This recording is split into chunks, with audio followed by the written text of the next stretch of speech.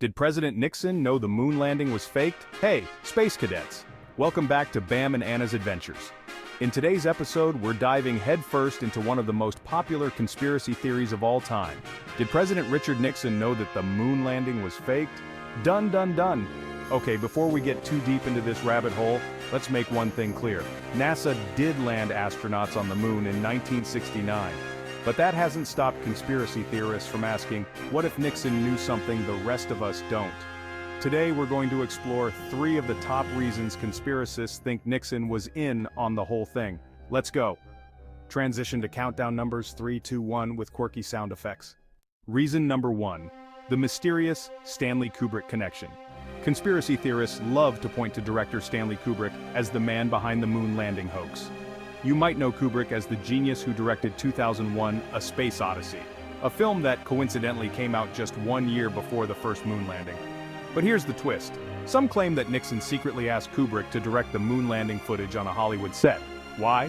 Because who better to fake space than the guy who made a groundbreaking space movie, right? And the evidence?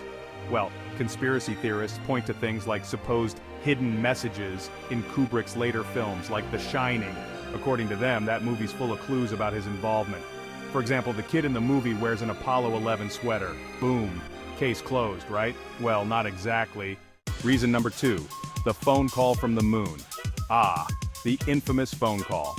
In 1969, as astronauts Neil Armstrong and Buzz Aldrin were busy walking on the moon, President Nixon picked up his phone and called them.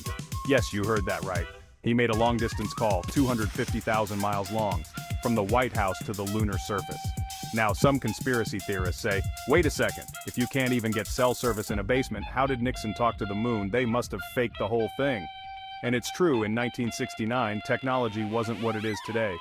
But NASA had the right equipment to make that broadcast happen using a combination of radio waves and satellites, but that hasn't stopped people from thinking that the whole call was staged, with Nixon chatting to some actors on a soundstage instead of real astronauts on the moon.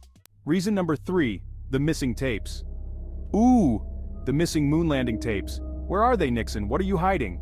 Back in the day, NASA recorded a ton of video footage from the Apollo missions. But here's the strange part.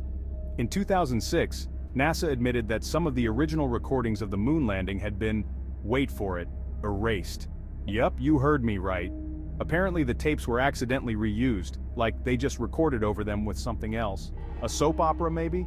But conspiracy theorists believe this was no accident. Oh no, they say it was all part of a Nixon-led cover-up to hide evidence that the moon landing never happened. Yeah, I'm not sure Nixon was that sneaky, but hey, it makes for a good story, right? So there you have it, 3 reasons conspiracy theorists think Nixon knew about the fake moon landing. But let's get real for a second.